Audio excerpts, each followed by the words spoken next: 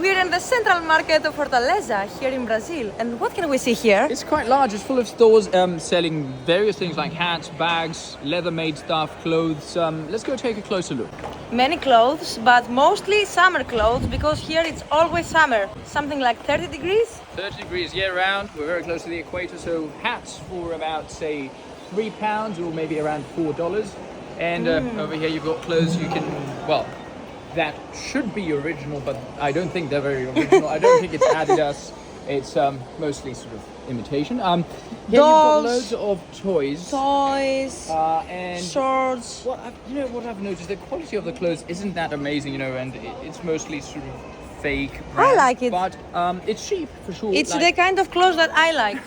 Cheap and, I don't know, colorful.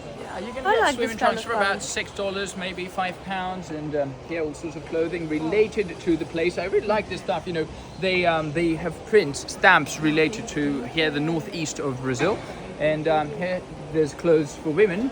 Very nice. Actually. No, this is not for women. Well, actually, the ones you just asked. This is for children, yeah, clearly. But it's quite nice, isn't it? Yeah, it's cute. Although, to be fair, I think this it's not ideal for this kind of weather here because it's really hot, right? Yeah.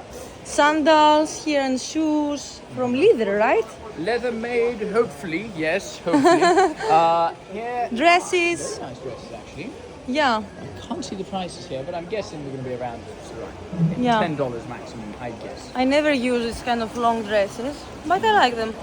And here we can see some colorful bags and other products. It's full, 4 or 5 floors full of kind of the same products. Yeah, actually. it is kind of repetitive, I have to admit. So, like for example, now you have something different. This is traditional stuff you can get. This one? No, I'm right next to it. Now, yeah, this is probably one of the most interesting parts. So, okay, yeah, you have key rings and stuff related to the place here, but here you've got very nice products that they make locally, like castanha. Bolo de rolo. Yeah, so food. Let's kind of get in there to see, take a closer look. These are lovely. What they do is they cover them in caramel, so extra sweet. But you see, all of these are produced locally. They come from the cashews fruit, caju it's called, and they remove this and roast it, and it's really nice actually, very tasty. It can get quite addictive. And also some bags.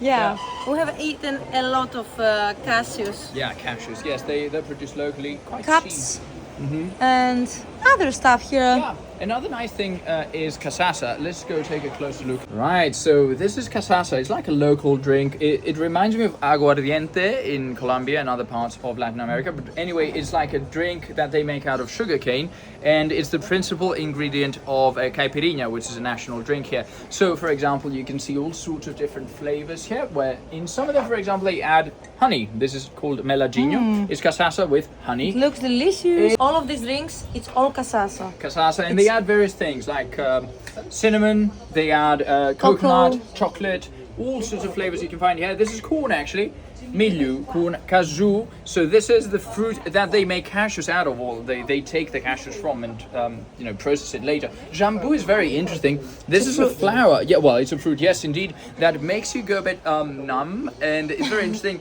I think I might be wrong, I heard that dentists have used this in the past to kind of produce a paste that makes you go numb. But anyway, I'm not sure. But for sure, if you drink this, it feels very weird. It's like you do go numb. Your lips go numb.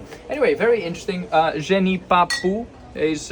we had it the other day. I didn't quite like this one. This is with coffee. Nice. Look at this. Very colorful, right? Yeah, I like their designs.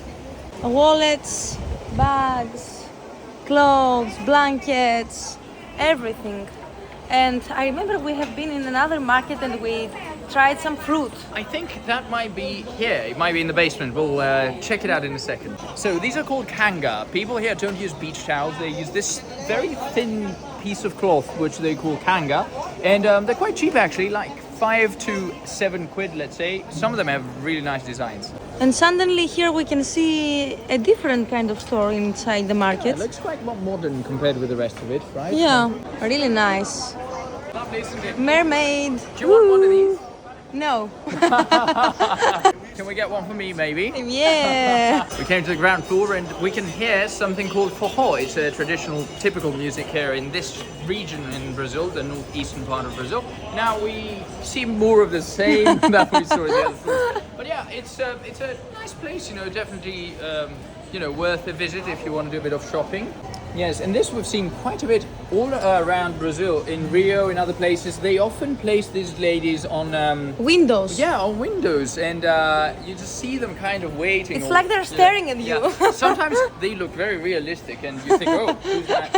But yeah, sometimes you have large versions of Yeah. them. But anyway, yeah. They mostly use them in Bahia, I think, these Yeah, ones. Very, very typical in Bahia and the rest of the Northeast. And these are typical uniforms that they wear in the army, or they used to wear in the army here back in the day, but not anymore. Nice hats as well. Yeah, especially this one. Yeah, I think that's the best one. It looks a little bit Chinese, I think. Yeah, it right? is, isn't it? Ni hao ma? Ni hao ma. Is it nice? Very nice.